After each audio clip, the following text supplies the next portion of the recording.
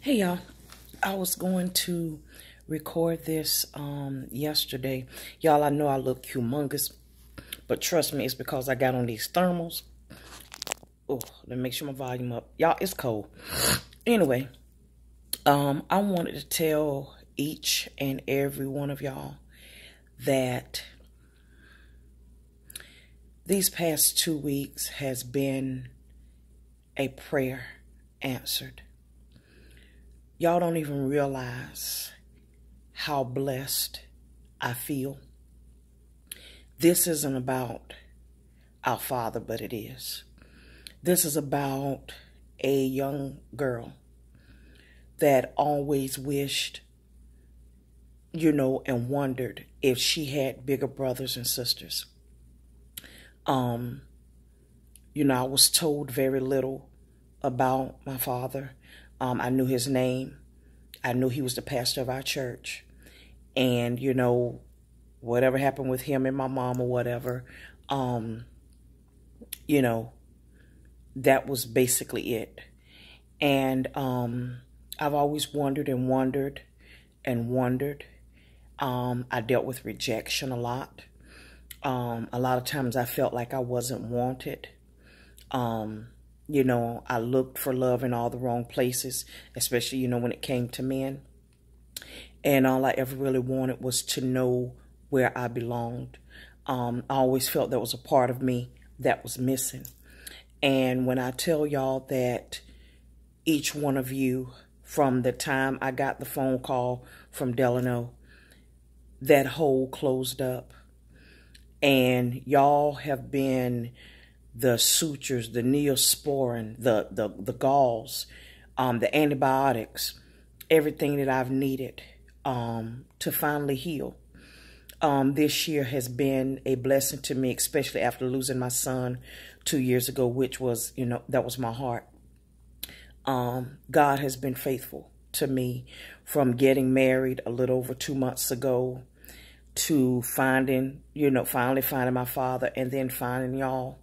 When I tell y'all that God has been faithful to me and he has blessed me, really there are no words. And when I tell y'all that even though I haven't met you physically, that I love you, I mean that.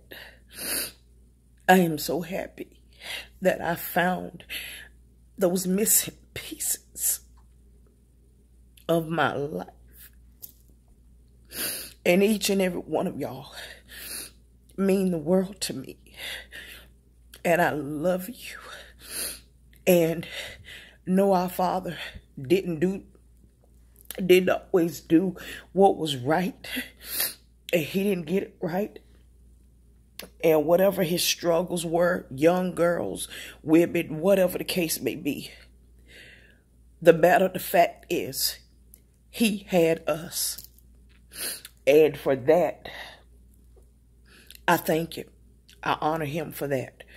Regardless of everything, I thank him for you all. Regardless to how we got here, I thank him for y'all. And I love you. And I pray before the end of this year is out, if there's any ill feelings, if there's any unforgiveness, if there's any unresolved feelings towards him, I pray that you let it go.